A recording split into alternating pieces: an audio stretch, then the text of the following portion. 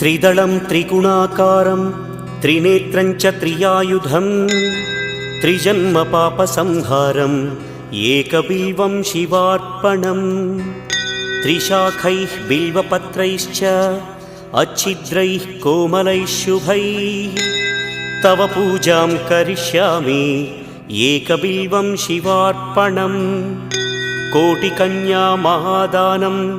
तिलपर्वतकोटयः काञ्चनं शैलदानेन एकबिल्वं शिवार्पणम् काशीक्षेत्रनिवासं च कालभैरवदर्शनं प्रयागे माधवं दृष्ट्वा एकबिल्वं शिवार्पणम् इन्दुवारे व्रतं स्थित्वा निराहारो महेश्वर